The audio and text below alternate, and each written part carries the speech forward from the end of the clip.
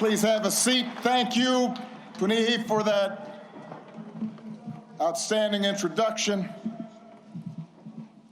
President and Mrs. Bush, President and Secretary Clinton, thank you for being with us today and for your devotion to our country.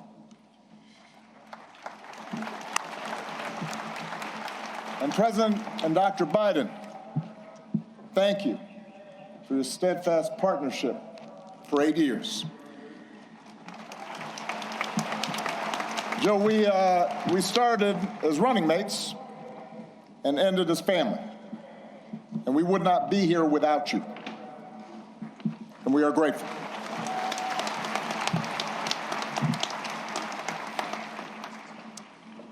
To our amazing foundation staff and our amazing board, to Governor Pritzker, Mayor Johnson, thank you for making this center possible. To congressional leaders and foreign dignitaries who've made the trip, I cherish our partnership together and all we got accomplished together. Thank you.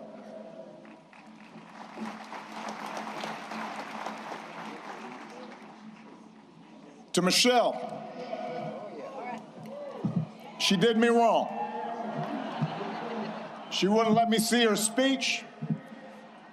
She knew she was going to mess me up, and she did it anyway. But she's always made me better.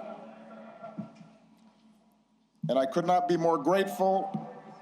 And to Sasha and Malia, what can I say? You mean everything to me. More than 40 years ago, on a late summer afternoon in 1985, I arrived here in Chicago, entering the city through the very spot where this center now stands. I can still picture myself heading down what was then Cornell Drive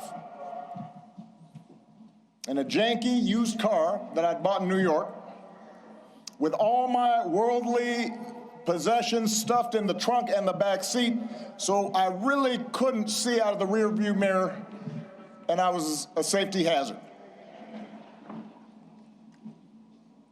And I was 23 years old.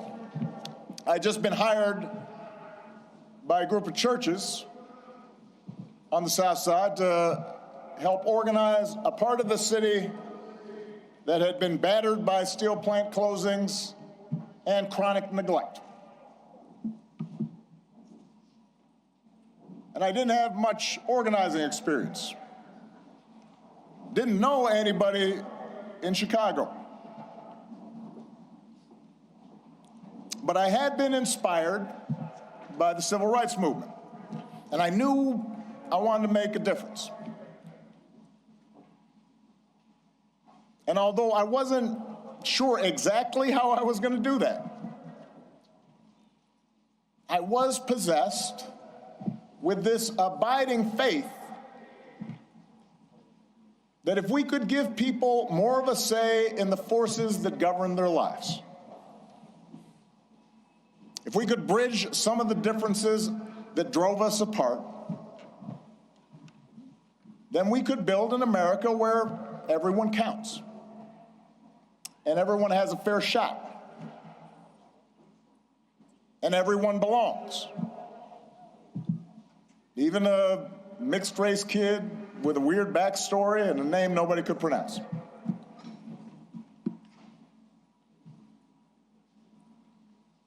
And it was here, in this city, a city of broad shoulders, that I found what I was looking for.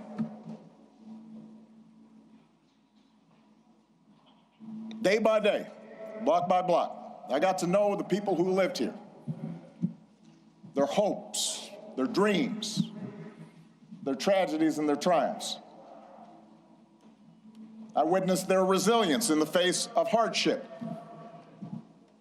and the quiet heroism of a single mom raising her kids and sending them to college on a secretary's salary, or the priest electing to stay in the city and open his doors to at-risk youth, even as most of his flock had fled to the suburbs. I learned that leadership has less to do with titles or rank or chasing attention than with helping others find their voice, reaching their potential, and sitting around people's kitchen tables or on their back porches, spending time in church basements, in barbershops. I was reminded that everyone has a story to tell if you just care to listen. Sacred stories, full of courage and humor and grace, and that each of those stories in some way connected to my own.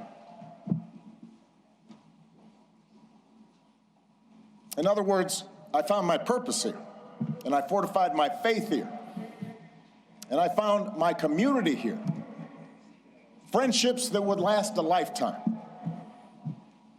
And I found a girl from the South Side who has been my greatest blessing. Michelle and I, our wedding reception was over at South Shore Cultural Center. You could walk from here. Our daughters were born right down the street. This is where we bought our first home. This is where our kids took their first steps. This is where I launched my candidacy for the Illinois State Senate over at the Ramada Inn on Lakeshore Drive, serving pretzels and soda, embarking on the path that ultimately and improbably led to this day.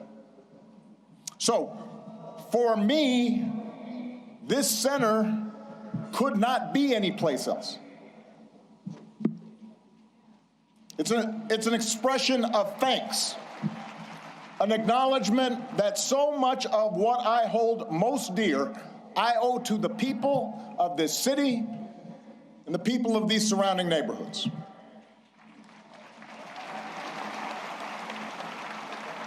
And it's why we designed the center not to be some lifeless mausoleum. I am too young for that. Not just a place to see Michelle's dresses, although I understand that will be the top attraction. We wanted it to be a vibrant, living celebration of community, where we can learn together and share the joys of art and music and sport and play. Because it's in those moments that we're reminded of our common humanity.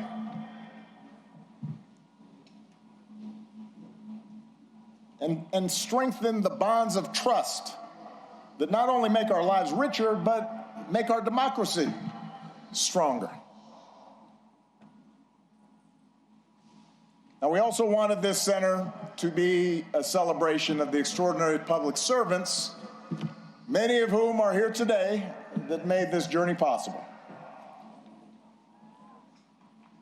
Some of you helped get me elected. Some of you I had to talk into joining my administration. Some of you were seasoned veterans who helped show a rookie president the ropes. But a lot of you were younger than I was when I first drove into this city. And we're all a bit older now. Many of you have children of your own, even grandchildren. But the passage of time has only deepened my admiration for your talent and your dedication and your skill. It's only deepened my gratitude for how much you and your families sacrificed to make this country better. So when you visit this center today or in days to come, I hope you see yourselves and your hard work reflected in every exhibit. And I hope you take pride in what we accomplished together. You made that happen.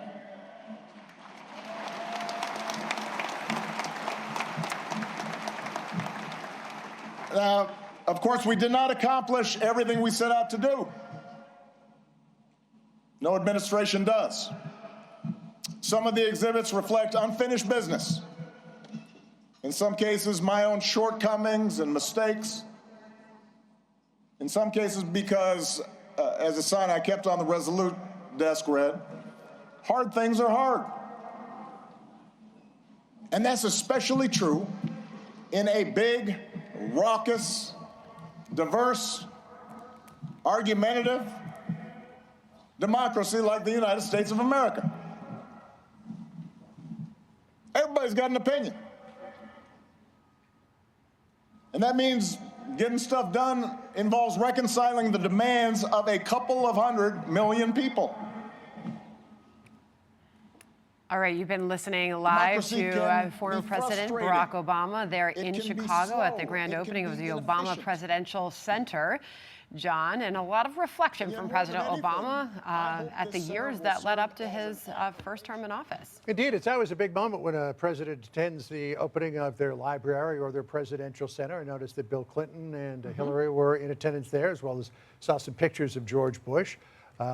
Pretty highbrow entertainment as well, with Bono and The Edge from U2 being there. Haven't seen them perform for a long, long time. Bono's still looking pretty good.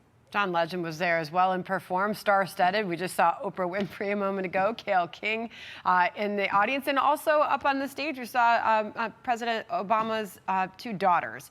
Yep.